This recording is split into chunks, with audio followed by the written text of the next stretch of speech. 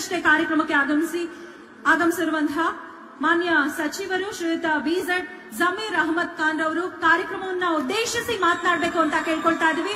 ಹಾಗೂ ಹಿಂದುಳಿದ ವರ್ಗದ ಮುಖಂಡರು ಕೂಡ ಹೌದು ಕಾರ್ಯಕ್ರಮವನ್ನು ಉದ್ದೇಶಿಸಿ ಮಾತನಾಡಲಿದ್ದಾರೆ.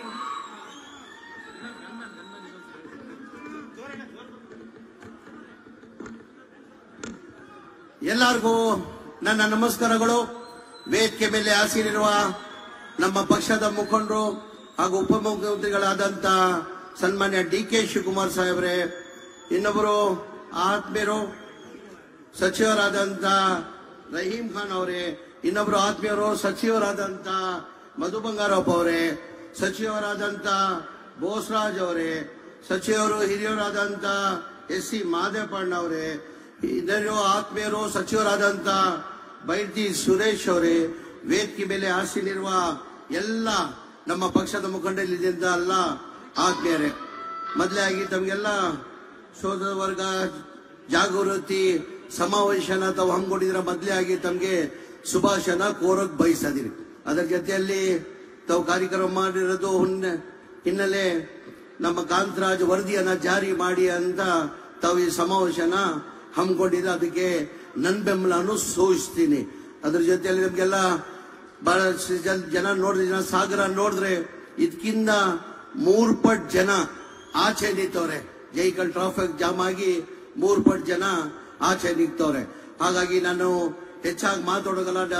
ಮನೆಯ ನಮ್ಮ ನಾಯಕರಾದಂತ ಉಪಮುಖ್ಯಮಂತ್ರಿ ಆದಂತ ಡಿ.ಕೆ. ಶಿವಕುಮಾರ್ ಅವರು ಬೆಂಗಳೂರಲ್ಲಿ ಬೇರೆ ಕಾರ್ಯಕ್ರಮ ಹೋಗೋ ಹಿನ್ನೆಲೆಯಲ್ಲಿ ನಾನು ಅವ್ರ ಜೊತೆ ಹೋಗ್ಬೇಕಾಗಿದ್ದ ಕಾರಣಕ್ಕೆ ನಾನು ಹೆಚ್ಚಾಗಿ ಮಾತಾಡೋಗಲ್ಲ.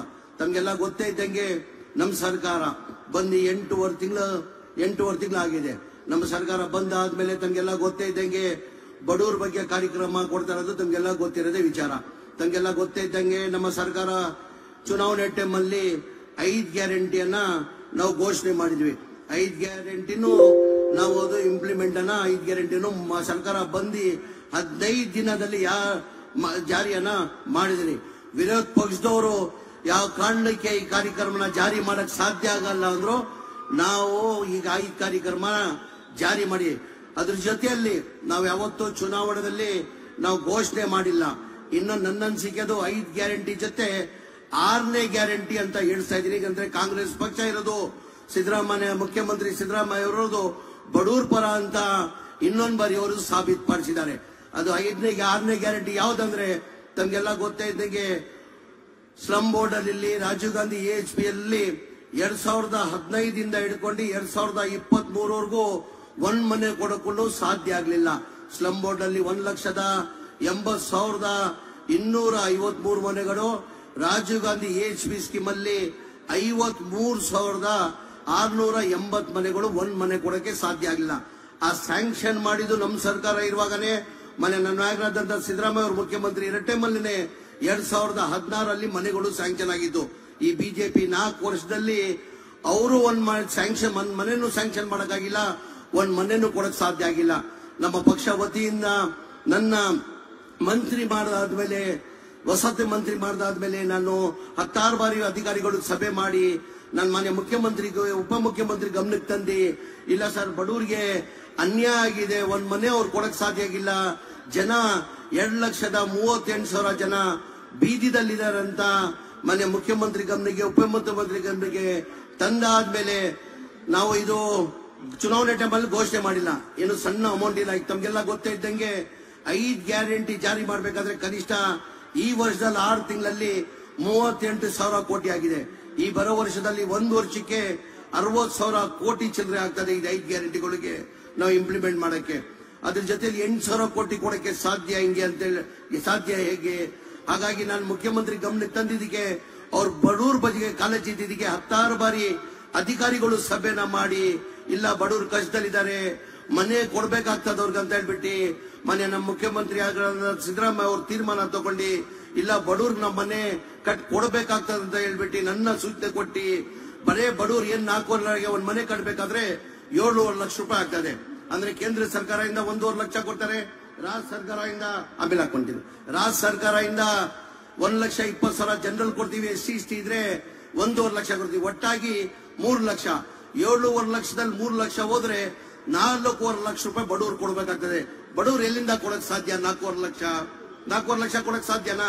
ಹಾಗಾಗಿ ಒಂದ್ ಮನೆನು 8 ವರ್ಷದಿಂದನೂ ಒಂದ್ ಮನೆನು ಕೊಡಕ್ ಸಾಧ್ಯ ಆಗಿಲ್ಲ. ಮಾನ್ಯ ಮುಖ್ಯಮಂತ್ರಿಗಳು ತೀರ್ಮಾನ ಮಾಡಿ ಕ್ಯಾಬಿನೆಟ್ ಅಲ್ಲಿ ತಂದಿ ಅದು ಅಪ್ರೂವ್ ಮಾಡಿ, ಇಲ್ಲ ಬಡವರು ಬರೀ 1 ಲಕ್ಷ ಕಟ್ಲಿ, ಮಿಕ್ಕಿದ ಸರ್ಕಾರ ವತಿಯಿಂದ 5 ಲಕ್ಷ ಕಟ್ಟುವ ಅಂತ ಹೇಳ್ಬಿಟ್ಟು ಮಾನ್ಯ ಮುಖ್ಯಮಂತ್ರಿಗಳು ಉಪಮುಖ್ಯಮಂತ್ರಿಗಳು ಸೂಚನೆ ಕೊಟ್ಟಿ ಈ ವರ್ಷ ಒಳಗಡೆ 2,38,000 ಮನೆಗಳು ಕೊಡ್ಬೇಕಂತ ಸೂಚನೆ ಕೊಟ್ಟಿದ್ದಾರೆ.